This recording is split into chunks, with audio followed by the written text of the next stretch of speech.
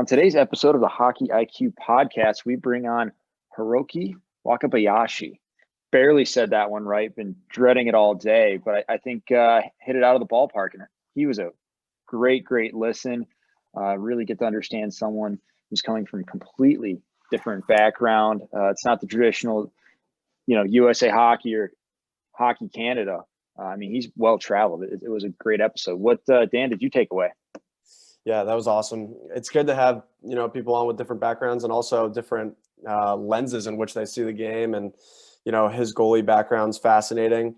I pulled up his resume on his website off worldhockeylab.com, and it puts anything I've ever done to shame. It's just like pages and pages and pages of accomplishments. And he's a really interesting and just fascinating guy to talk to.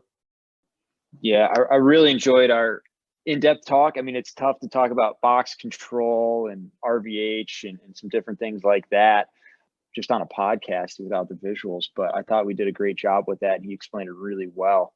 So for all those that don't know what the RVH is, I've got a link in the podcast description below. It's the article we did on it, and you'll understand post-play a little bit better if you're not so much into goaltending. Make it very easy to read. So I'm excited to get into this episode. Dan, any last minutes to add to this? I know Hiroki's battling cancer right now. He's kind of in between treatments, but what a great guy. Great guy. Let's send it over. Hiroki, welcome to the podcast. Great to have you. Thank you very much. Thank you very much for inviting me. I'm super excited to have you on. You were a big part of our Point Shots Suck newsletter. Yep. So can't thank you enough for that great research. That really hammered home our point. Thank you. Glad you like it. Yeah. So I think you've got a pretty fascinating story all the way around, and even just from your humble beginnings in Japan. So if you wouldn't mind giving a quick background for the listeners at home who don't really know you that well. Yeah. So my name is Hiroki Wakabayashi, and I am originally from Japan. So I played hockey till like college level in Japan, but somehow I get involved in hockey coaching over there. And actually that's starting from becoming a translator, interpreter for Francois Allaire when he was coming to Japan in, I believe it's 1991 or 92 for Nagano Olympic project. So my father was working for Japanese Ice Hockey Federation back then, and I could speak a little bit of English. So he recommended me to become an interpreter. So that's how I started hanging out with Francois. Then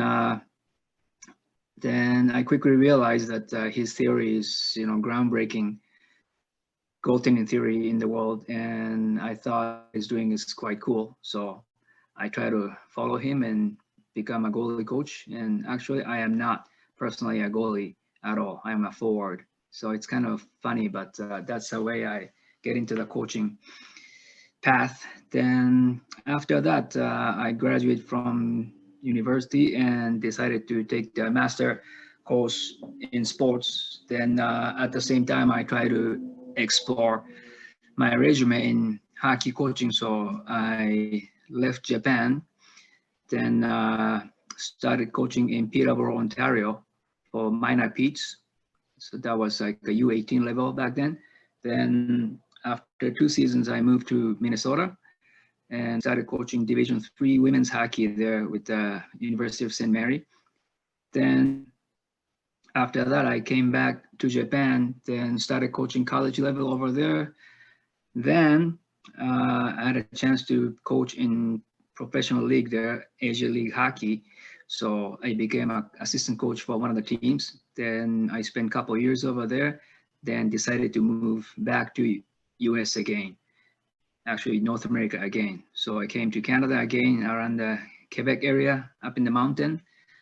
There's a hockey boarding school. Now it's getting popular, hockey academy thing. Back then that was not very popular, but it's a school called Harrington College of Hockey or something like that.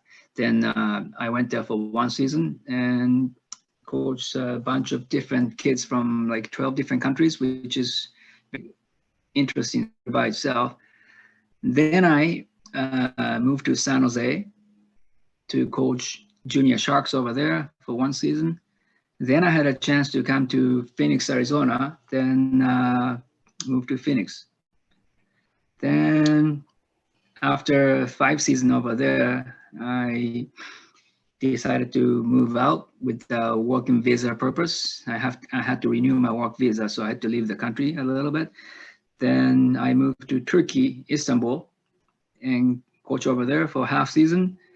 Then I moved to Hong Kong for 2 seasons and worked at national teams over there, men's national team and women's national team. Then I finally get back in US 2015 to Arizona, and that's it for now. Then I'm here in Arizona since then. So it's a long journey. Well traveled. Well traveled. Oh yeah. There's so much to dig into, but before, I don't want to get too far ahead. Let's start at the beginning. Like, I'm so curious what it was like growing up playing hockey in Japan, and how is it any different than it is today, or if you know? Well, hockey is never a popular sport in Japan. Actually, back then, that was a little more popular than as of now. The Japanese economy is hurting for about 20 years, so obviously hockey is going down. So, one of the peaks of the Japanese hockey, it should be like Nagano Olympic, right? We hosted the Nagano Olympics in 1998, so that was one of the peaks we had. But after that, it's actually going down. So when I started playing hockey, I was like 11 years old, and I'm from Osaka, Japan. So hockey is even less popular over there. But somehow I lived close to the rink, so I found the sport, and that's how I started. But of course, there are only a few teams around Osaka area, and at the college level, there are more teams around Tokyo. Then, so I moved to the college around Tokyo, not at the Tokyo, but so that's how I kept on playing hockey.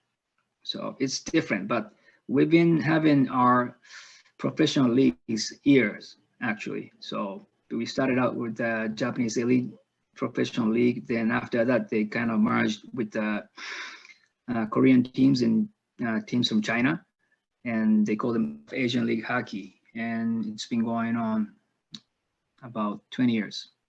So it's quite different. So you've been to a bunch of places. You've clearly learned from a lot of different areas. You've seen how things have been done in different areas of the world.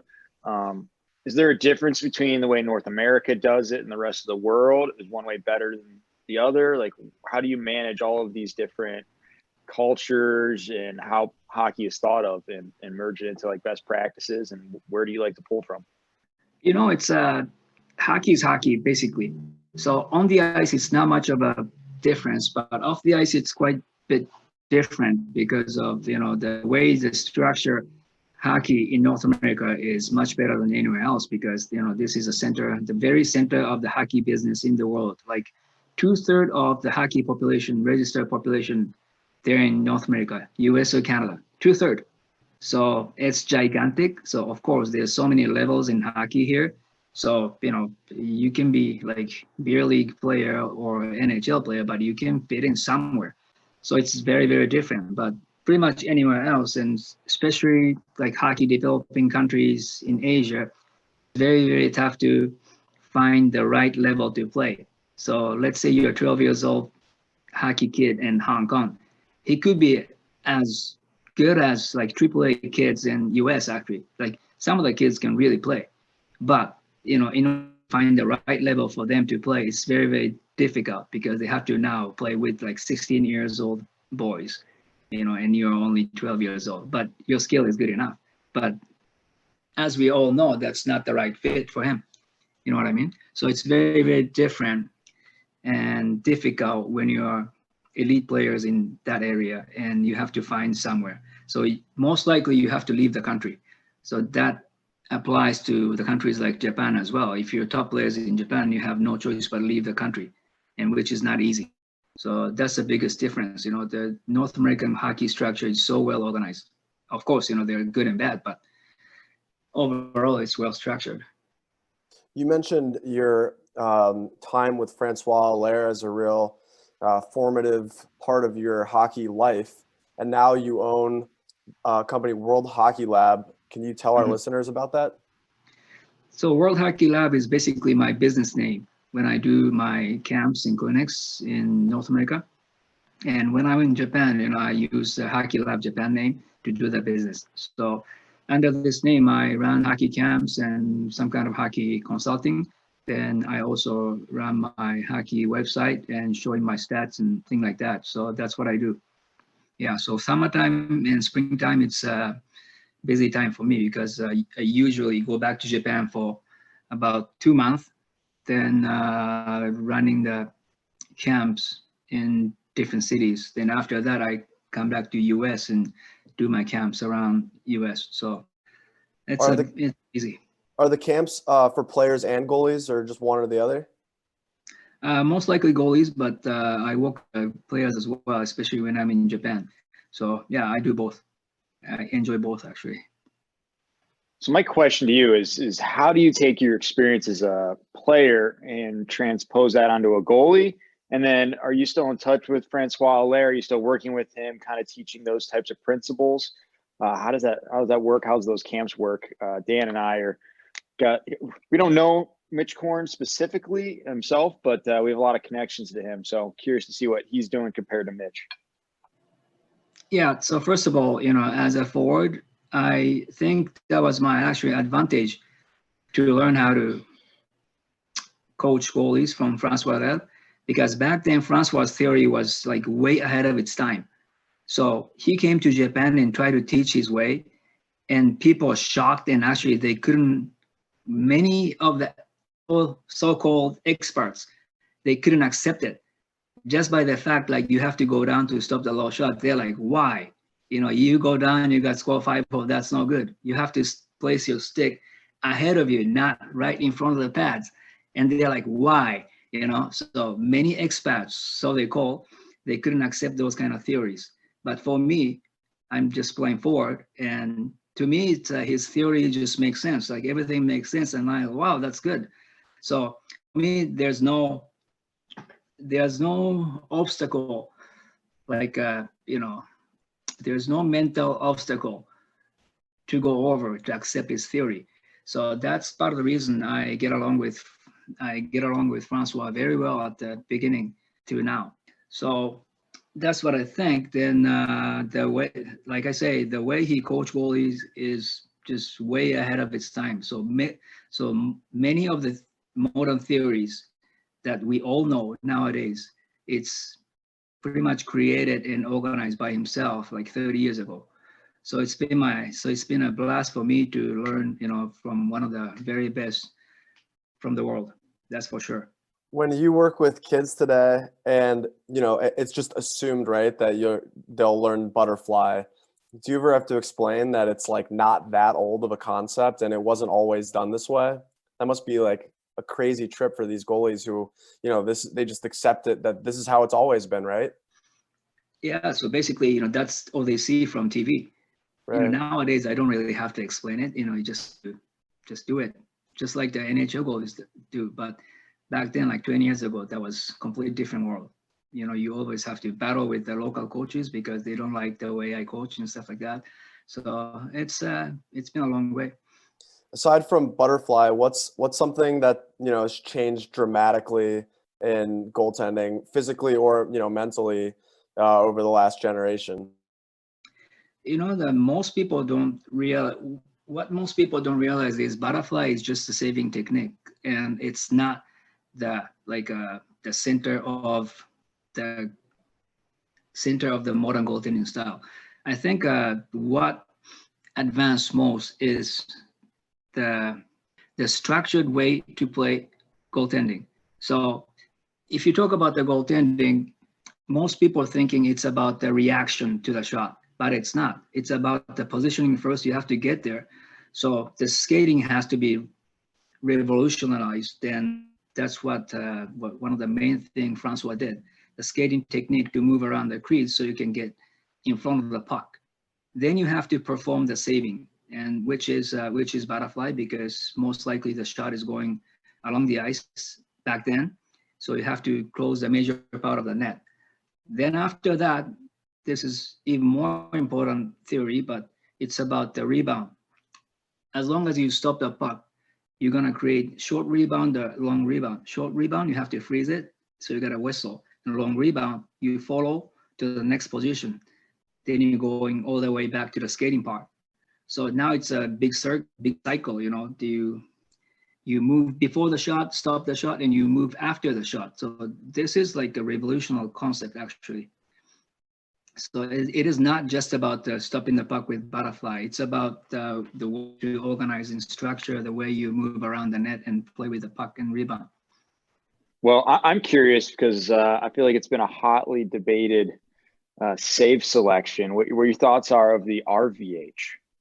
RVH, I think it's every time when the new skill like RVH or even fly is introduced, there's going to be a huge debate when to use and how to use, because it's most likely overused.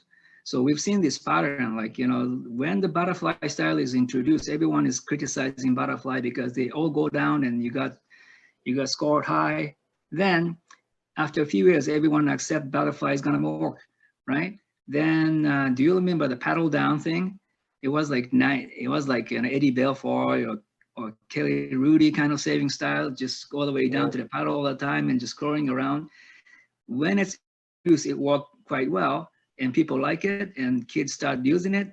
Then all of a sudden they overuse it. Then everyone is criticizing how bad it is. But after a few years, they finally figured out how to use it effectively and no one argued. And before RVH, there is the one pad down saving technique at the post. That was not reverse VH. It was actually VH.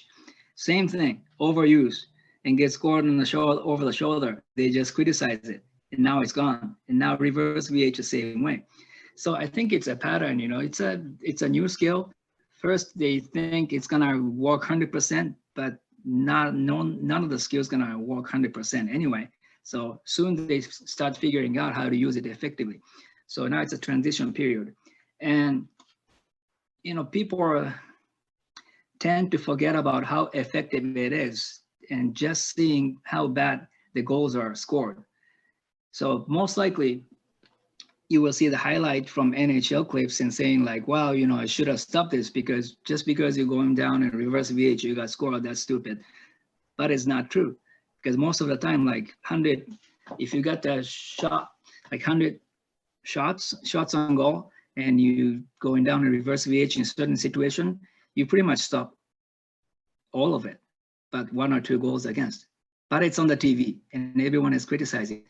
So statistically, I actually calculated, and I calculated all the dead angle goals, including reverse VH and things like that. Mainly below the outside hash mark, it should be like a bad goal, right? That bad goal, dead angle goal, happens only once in 169 shots, which is like once in 5 games average. Right. But it's on TV every day. So they're like, it's been happening every day, every shot, but it's not. It's only happening like once in 5 games. So it's about the perspective, and for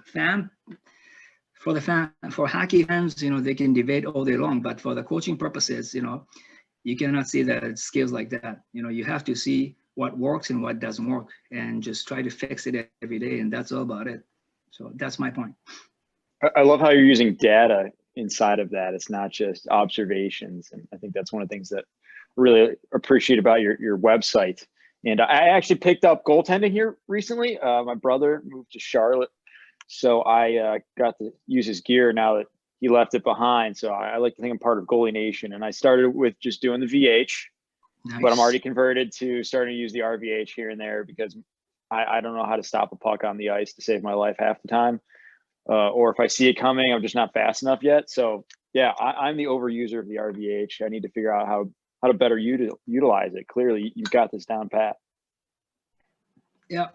One thing is about you know how to go down in RVH, but many goalies don't know how to get up from it. So that's a huge part too. We were just talking the other day, a friend of mine and I, about how you could even quantify all the shots that aren't taken because a goalie is in good position. So if, let's say, you're wheeling the net and you're about to shoot on a wraparound, but the goalie is in an RVH, and because he's in such strong position, you defer on the shot and, you know, make another play.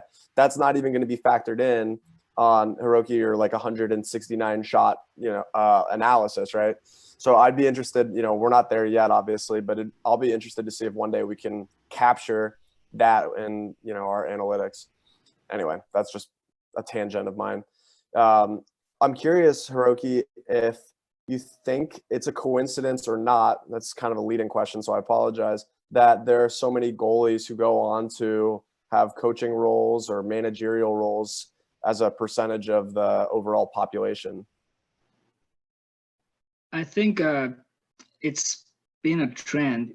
It didn't really start recently, Right. because I see many ex-goalies becoming very, very good coaches. I think partly because they're watching the game from behind, you know, so they will see how the game is structured and how the game is developed from the back end.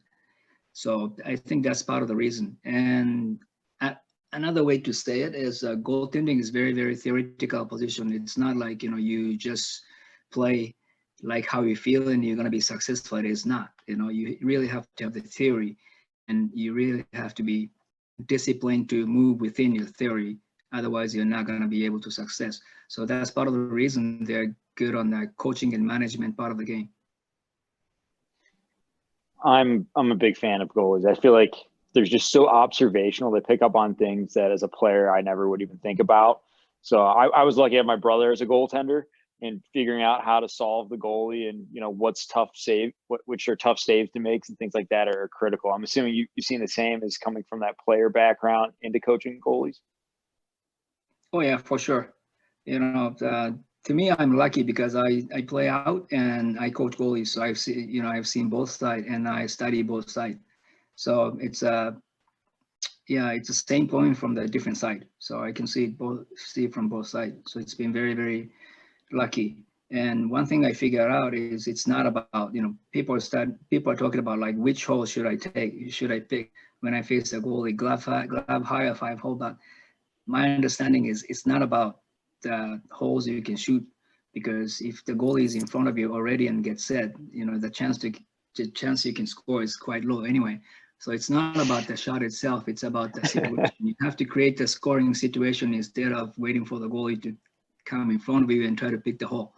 But, you know, I do understand because I play both. You know, I play both and I coach both.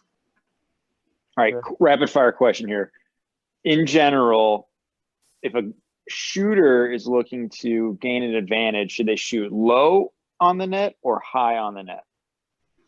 Well, statistically, I have the stats already, and I'm talking about the NHL goals, like, you know, 2,000 plus NHL goals. Which hole is the most goal in NHL? Are you asking? I am asking because I know the answer already. I bet it's low blocker. High glove. The answer is high glove. It's high glove. And after that, what is it after that? The second most scored area. 5-hole. Oh, I think you read it already. This guy already knows it. Let's go. Yeah. So it's very interesting. Everywhere in the world, you ask the coach or you ask the parents, they're complaining about how bad the glove side high is and how bad the 5-hole is for the kids, you know. But you're talking about the NHL goal is top of the world. It's the same weakness, high glove and 5-hole. Isn't it funny? That is funny. Speaking of kids, I'm curious. So I coach youth hockey, so does Greg. And I've noticed over the last maybe year or two that USA Hockey's kind of pushed a little bit more for a split net, right? So like a goalie will play the first half of the game and then a cold goalie will come in and play the second half of the game. Whereas, you know, me growing up, and probably I'm probably speaking for you, but tell me if I'm not, you know, goalie would play game 1, goalie 2 would play game 2, for example. What do you think about that? I think it's a fantastic idea to split the net, like, you know, even like half period and you switch the goalie. That's a fantastic idea for kids because, you know, once you come to the rink, and you should play. You know, there shouldn't be a game for especially like 10 years old kid just sitting in the bench for a whole game. So I think it's a fantastic idea. And at the same time, for the kids to focus for like 45 minutes, it's impossible for goalies. So it's just cutting half would be good idea, and cutting like quarter would be even better idea. So I like the idea. That's good to know. I'm happy to have your endorsement. Is there, I'm just playing devil's advocate here, is there any concern at all about, like going in cold or you've been sitting on the bench for 45 real minutes or 40 real minutes and then playing, or not really? Not really. I think they get used to it. And that's part of the reason I would go even more aggressively. Like, maybe you can, if you want to switch goalie every 5 minutes, you can do it. And maybe it's a good thing to do because, every time they come back to the bench, the goalie coach can talk to the goalie and see, how they fix the problem and stuff like that. So, and that way you're not going to get cold at all. So. Right. That's interesting. Goaltenders on the fly. Can we do this? Can this be a thing? Heck, we should even start pulling goalies when it's tied at the end of the game. Maybe like 30 seconds left. Yeah. I would do it. Yeah. Yeah. You support that? It's okay. As long as you know how to play. So as long as you can control the puck, and which is the name of the game anyway. So maybe the kid's gonna control the puck even better when you pull the goalie because you have to. Right. So. Yeah, it's kind of like, I'm sure you've seen this too. Sometimes teams play stronger when they're playing in front of like their weaker of the two goalies structurally. I think that's always kind of interesting. Okay, so you've mentioned a few times now different statistical research that you've done. Is there any other ones that we haven't brought up that you're especially, proud of that would make us smarter, make our audience smarter? Because I feel like there's a lot there that we haven't touched yet. Yeah, one of the things I researched a lot was the screenshot. The guys in front of the net creating the traffic so the goalies cannot see the puck. It's a screen situation. So every time the goal scored, I count how many screens in front of the net, like offensively and defensively. So screen by your own defenseman and screen by the offensive player. And what I found out is quite interesting. The offensive screen done by the attacking player, it's only like 5% of the goal. Defensive screen made by your own defenseman is 10%. So doubled up. And double screen is 15%. And you will all combining, it's like 35% or something. But the funny fact is you are getting scored through the screen created by your own defenseman. Twice as many. Wow. Yes. That is fascinating. So is that a commentary on the way that teams play offense or the way they play defense? Because if you're the attacking team, if you drag somebody to the net, in theory, the other team will have a defenseman there to mark them, so there'll be twice the traffic, right? What do you think about that? Or are you saying that just by virtue of the defenseman being a defenseman, he's already standing there?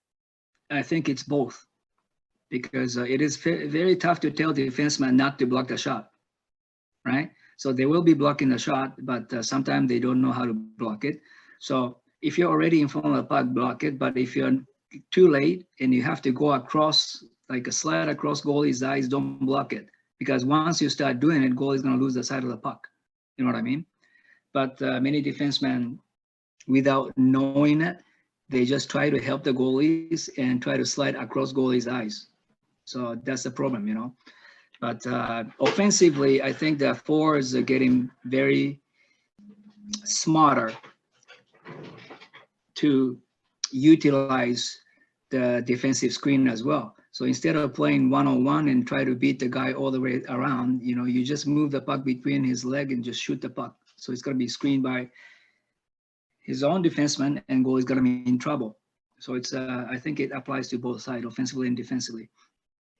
What are your thoughts on Tampa Bay? I know they played a few moments of where they didn't even have players in front. They didn't have that net front presence, as they say. It was kind of just clear it out and try to stretch the defense that way and get slot shots. It makes sense too, because especially from right in front of the slot, that's that's the area you have the best scoring angle, right? So you don't really have to block the shot by your own even by your own screen, because it's gonna actually decrease the chance of hitting the net. I think except for power play though, I do know that power play situation they have a couple guys in front of the net. So half the time when I play goalie, I'm like, can you guys just not play defense in front of the net? If you guys can just slightly off to the sides, pick up a stick, that would be way more helpful for me, or at least that's how it feels as a novice.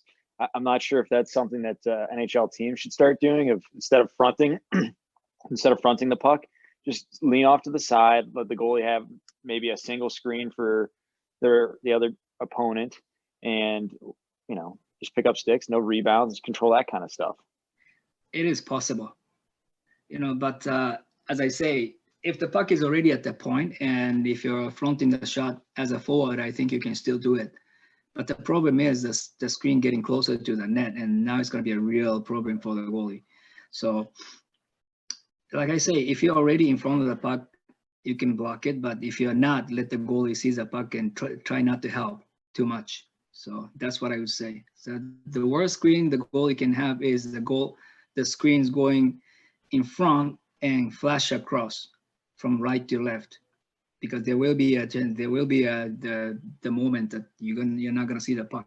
So as long as the screen staying stationary in front of the net, you can see the puck from sideways. So we've talked some about where we've come from, the evolution of the goalie position. Where do you think it's heading next? What are the big changes that we can expect to see in the next few years? That's an interesting question, but I think the goalies going to be getting better on the reactioning part, because they know how to cover the lower part of the net, but the question is how to cover the higher part of the net effectively with using your hands. And now they're talking about the box control to create smaller box in front of you by placing your hands away from your body. And now it's time to work on how to move your hands effectively right and left. So that's going to be the area we really have to improve. That's huge. The hands out in front are something I just drill on with my goalies. And I want to say that originated over in the Scandinavian countries back in the late 90s, early 2000s, where that started coming. And then, I understand what box control is, but maybe explain that for our listeners of what truly box control is, because there's not a lot of resources out there. I think there's maybe like 2 or 3 YouTube videos that do even a half decent job of explaining box control. Because I think it's a critical theory for goalies to understand, but really hard to conceptualize without materials of actually being able to see it or talk through it with someone who's gone through that before. Well, it's a little bit tough concept to explain without using the visual, pictures or video. But the concept is, instead of trying to protect the net behind you, you try to protect the net in front of you. That is it.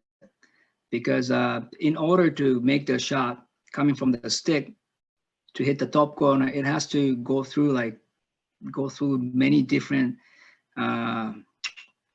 many little nets in front. Right, That's like planes how I would almost. explain. Yeah. Yes. So it has to go through many nets in front of you. So if your hands are placing beside you, you can only protect the shot beside you. But if your hands are away from your body and in front of you, you can touch the puck in front of you instead of like the top of the shoulder. So I can explain it very clearly using the stick and net visually, but it's very tough to do it right now. So it is, and it's the same as kind of challenging, right? You're going out so that you don't have to cover as much net. You need less movements. You're more in control. Obviously, you're going to leave a little bit more net behind you when you kind of do those types of things. But I think box control is just a key concept of understanding of how your hands can challenge. It's not just your positioning with your feet.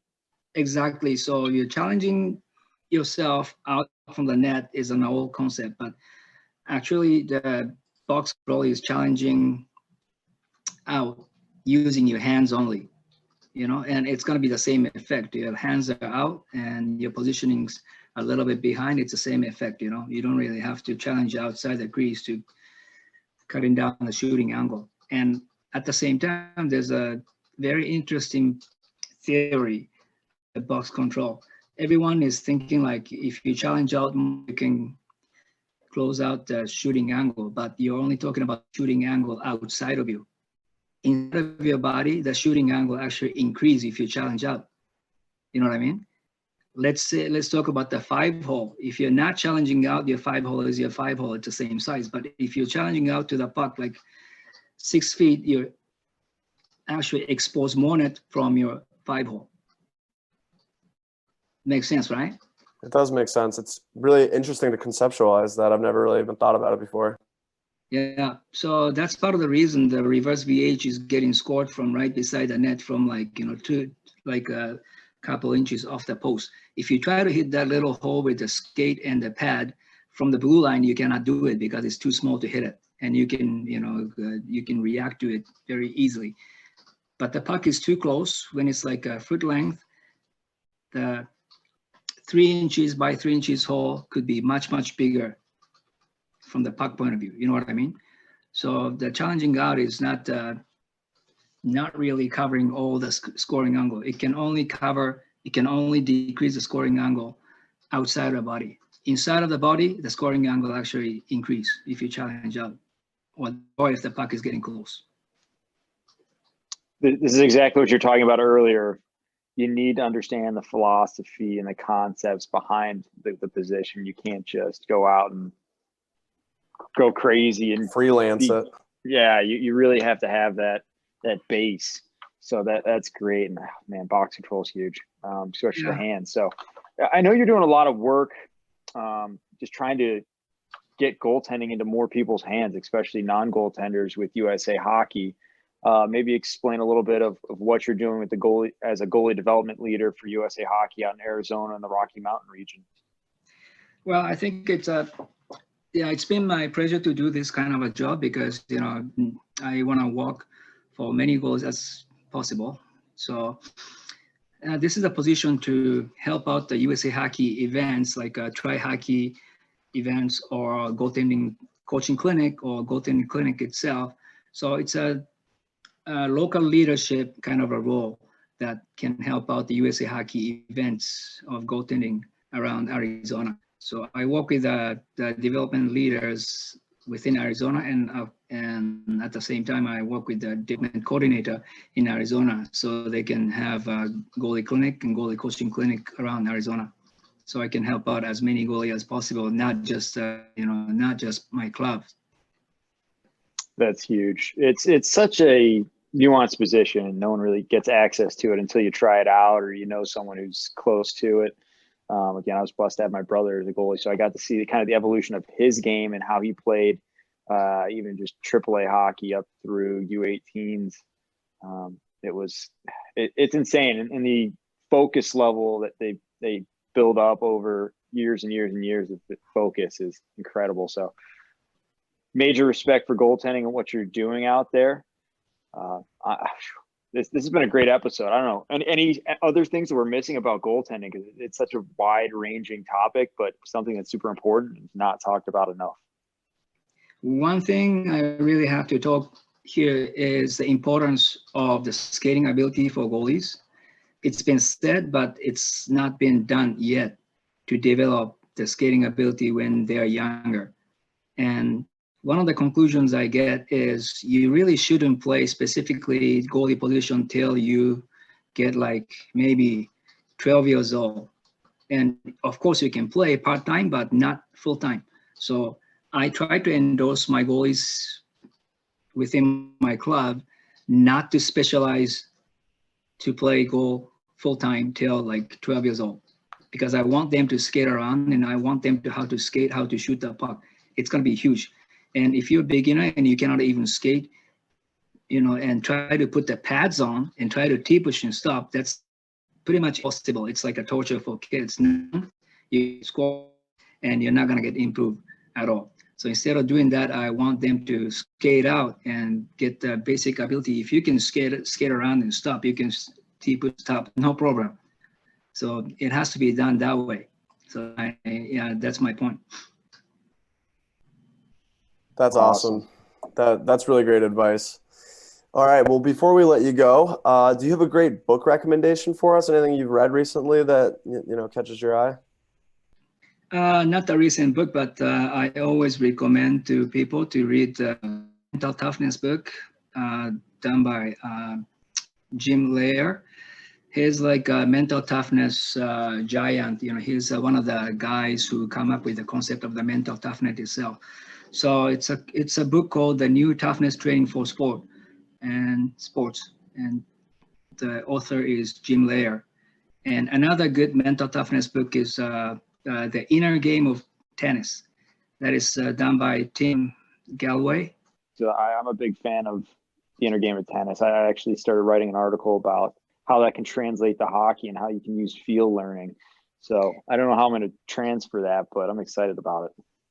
Yeah, I think what I like about theory is it's not about how to be in that zone, thing like that. It's about how to interpret how to make the interpretation, or how to make the perception of the things happening around you, and try to control what you can control, instead of try to worry or try to personalize everything happening around you. So I think it's not only good for sport, but it's really great for the human life itself. And I think I got help out by his theory and Jim Lair's toughness theory a lot.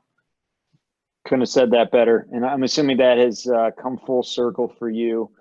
Maybe give a little shout out to some people who have been great for you, because I know you've had a tough battle with cancer right now. So maybe expand on that a little bit.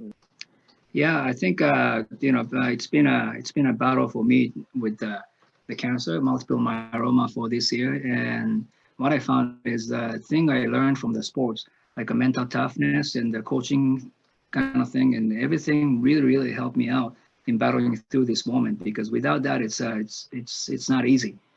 But I already know that how to control my mind, and I already know that I can only control what I can control. So it's simple of the life, but unless you have this kind of a big disease, you're not realizing how important it is to apply to your life. So it's been very helpful. So I recommend all the people to get involved in sports and learn how to manage your state of mind and stuff like that. That's going to help your well-being all around your life. Wonderful. Well, it's been great having you on. At the end of every episode, we love to leave the floor open. So 2 minutes, talk about anything you want. It's all yours. Well, thank you very much for inviting me, first of all. Then, like I say, it's been not easy year for me, and pretty much it's been very difficult year for all of us. But like I say, control yourself and control what you can control around you, and it's gonna be all fine at the end. So that's all. Awesome. Well, thank you so much for coming on. We really appreciate it, and we look forward to catching up with you down the road. Thank you very much. Thank you for tuning into the Hockey IQ podcast. We are Hockey's Arsenal, Greg Revac and Dan Dukart. Together, we've come together to create a platform and a community to expand on hockey intelligence, hockey IQ, whatever you want to call it. We're very passionate about seeing this game played smarter and better, and continue to develop itself to the next level and staying on the cutting edge of things. So you can find us at Hockey's Arsenal on Facebook, Twitter, and YouTube. We're also at hockeysarsenal.com. From there, you can find some resources and some options to work with us. We're excited to continue this. If you enjoyed this episode, please like, subscribe, follow, and share.